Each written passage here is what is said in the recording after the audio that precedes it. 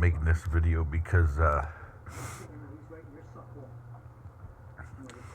started watching 13 Reasons Why again, and every now and then I rewatch it. Of course, not as much as other shows like Blackway.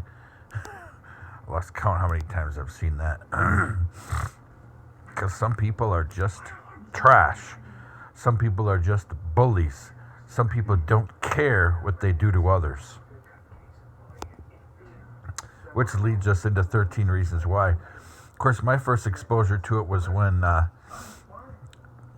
the path to return to the States, when we were at our apartment processing, everything with the embassy to come back. Making, bi-weekly trips. Actually, I would say sometimes sometimes 3 or 4 times a week. And other times, once every 2 weeks. But anyway, a lot of stuff to be done to be repatriated when you're abroad and your passport expires. And you're bringing your youngest child. It's a lot to do. But anyway,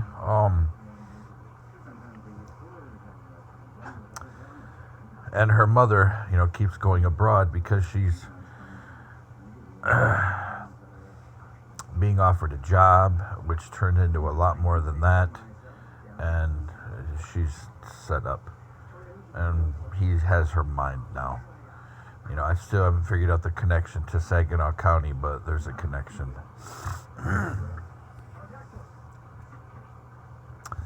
But anyway, these bad people lead us into 13 Reasons Why. And while we were waiting there, people were saying 7 reasons why I'm no longer, they changed it from 13 to 7. I've made a video about, some of these people were from Saginaw County having a dinner table in front of our apartment on the parking lot just to insult and instigate and humiliate myself, my youngest daughter, and her mother. And like I said, some of these people were locals. Some of these people were from Saginaw County. And some of them were from Morley. And come to find out, I'm not going to get in, but some of the people from Morley, they didn't have background checks. When you look into their background, they shouldn't have even been hired. I've said that all along. All along, I said, how come we're not doing good background checks? Some of these people should not be working here. But anyway, just like I've said to the complexes, to Becca, to Hudvash, some of the people in these apartments should not be living around, good, honorable discharge, patriotic American veterans and their children and their wives, if they so have, or their husbands.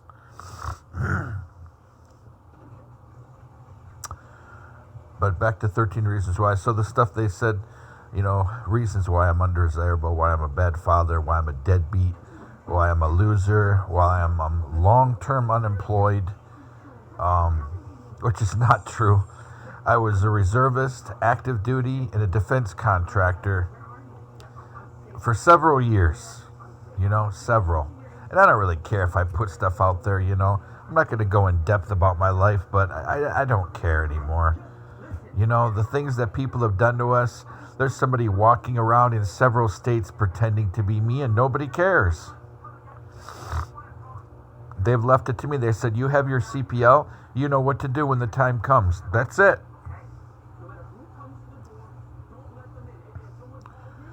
So,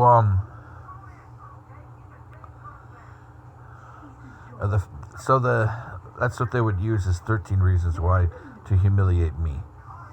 Us. Which is why she hardly hung around. She left a lot.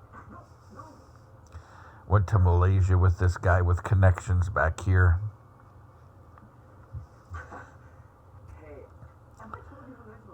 But, it just makes the show really it's relevant to a lot of people. And up until the time I left to go to college, I knew about two other people that we lost from college through now by their own hand. Most of it was in high school and in waiting to go to college and in elementary. Knew a lot of people that we lost by their own hand. A lot of people. That's what this is. Those are all those people. And I'm just sitting thinking, the only thing that saved me from losing it the past 8 years, and there's sometimes, I wouldn't hurt myself, but almost, became more apt if somebody was aggressive to take a defensive response instead of being patient, or losing it mentally was code of conduct. That's why it's pinned to, a lot of places, a lot of my social media, what little social media I have, code of conduct. You got to think of others. And in this case, I need to think of my children. And I need to think of those other people that we've encountered, As much as I try to remember people's story and tell, even though there's only a few people targeted like us, the pattern is they're always veterans, always. And I'd say 95% are veterans. I take that back. 95% are veterans. People that I've heard their stories and talked to them. 90 to 95%. Of course, a couple of African American ladies that they were targeted too. Their husbands could have been veterans. I never really asked that. But largely it's males. Those two ladies that we met on the bus were the only two people that I ever encountered that were females that were being targeted. And I'll bet you their husbands are probably veterans. Otherwise, this is only males who are targeted, especially single dads. So, I don't know what this is. Some kind of QAnon crap or Me Too crap or something. I don't know what it is. Or it's just sick people. I don't know. There's pieces I haven't figured out. But the fact of the matter is, all of us are citizens with no criminal records. We're, not involved in shady dealings. We're not perverts. We're not trying to cheat the system or, undermine law enforcement. I don't know what is the connection. I don't know the nexus. I haven't figured it out. The only thing I could think of is something that is unseen. Like people talking offline, organizing against people, gangs, QAnon. QAnon's got a lot of stuff that they do because there's people in QAnon that are supposed to be patriots, but they've abandoned their oath. And now they take things they learned in the military, some of them, and they use it in criminal networks. And they post stuff online. So, some stuff in QAnon or Anonymous, if you're not an Anon, you're not going to have access to those web servers, to those message boards. You got to be at least an Anon or a QAnon. You got to be an Anon before you're a QAnon. But anyway, so that could be another possibility because they've done some pretty horrible stuff. If you're watching this and you watch the news, you probably heard about people being sent to kill people, being sent to vandalize politicians' homes. And then the Capitol, there was rumblings and message boards, what was going to happen at the Capitol before it happened. So that being said, it's the perfect opportunity to increase Homeland Security budget. But under this administration, it's not going to happen. If anything, they have opened more nodes in our national internet infrastructure, and more nodes have been opened than before, and some private corporations have been funded. So I don't see that as anything good at all. anything that's done hidden within our own country, that's the very nature of it is a violation of our Constitution. So it doesn't say anything good to me. But discussing, 13 reasons why, it really deals with some stuff that, that we've encountered. If it wasn't for my code of conduct and my trying to make a bubble around my two daughters that I know where they are, especially my youngest because she's here, and until somebody started hacking my oldest and creating a gap between us, I mean, her mother's, that's complicated there, but her mother's always said, she won't come here to go to school, she won't come here to visit, nothing, unless I'm on the plane with her. You promised me I would be American, she's carrying that for a long time. But, anyway, I tried to create a bubble around them, but my code of conduct, and I thank the United States Navy for drilling that into my head, we would roll our eyes sometimes, oh, it's that time of year again, we got to get recertified, but that stuck with me all this time. And then going abroad as a contractor and reviewing that on my own, even the suggestion of our trainers, it's still fresh in my head. It always will be. And if I have the option, I will not be taken captive. If I am, I'll follow that code, and we are now.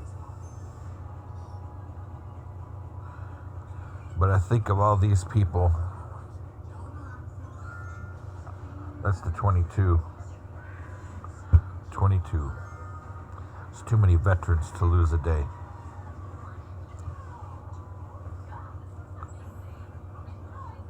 And I'll say that these people I've known in my life, too many that have lost because people didn't give a damn. They didn't care. Exactly what my daughter and I are dealing with. And the sad thing is, I was sheltered and raised by many, many Catholic sisters and priests. I've spent so much time. Where are they now? I'll tell you where they are. They're scared not to get involved. People even being confronted. Oh, yeah, this and this and this. Yeah, him and his daughter, they're in a custody battle, or he owes such and such money to this company, or, any kinds of crap. Or they say this about him, or he's got a bad attitude, this, or better watch out, he's documenting this, and he talks about it and writes papers about it, just anything.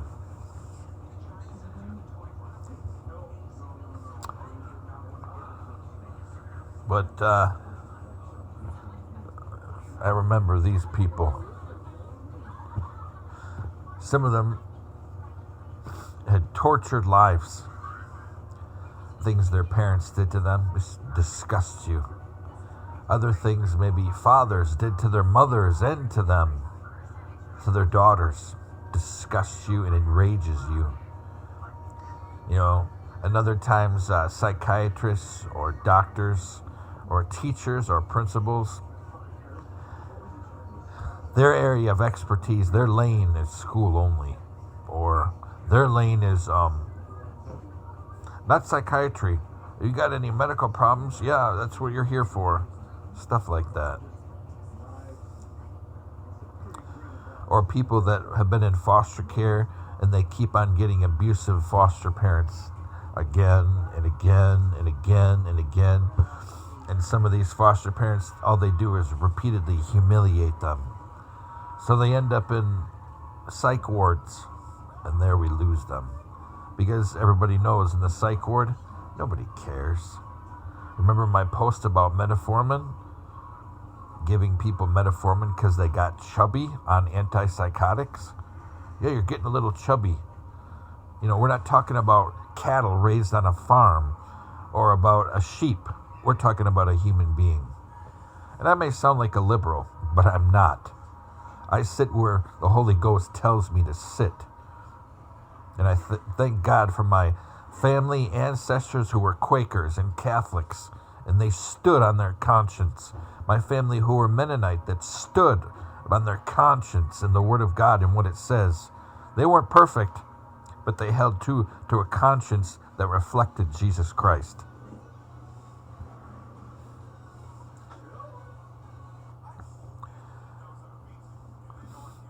And these people lost for just no reason at all. Because people wouldn't listen to their story, wouldn't help them, wouldn't change the direction that they're handling their case or their education. They didn't care. People involved in law enforcement or child protection didn't care. They just wanted to make sure that their case looked good so they could get promotions. And they did. That's why I remember these people. In a VA that's been functionally dysfunctional for 30 years, but gotten worse the past 10. Gotten really, really worse the past 6.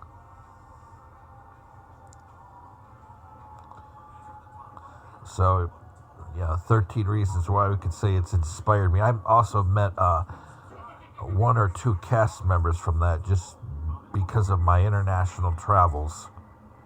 And, that also resonates. Even though they don't know, I know who they were because we have a rule at my house. People do their craft. They don't need us to fawn and scream and yell or draw all kinds of attention. We follow that rule for a long time. And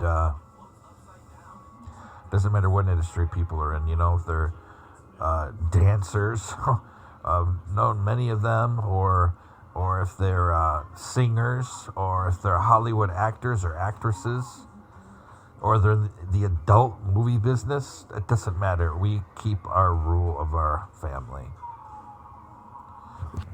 Or if they're famous people from public life abroad, same. We hold true to our family rule. Or even foreign dignitaries, we hold true.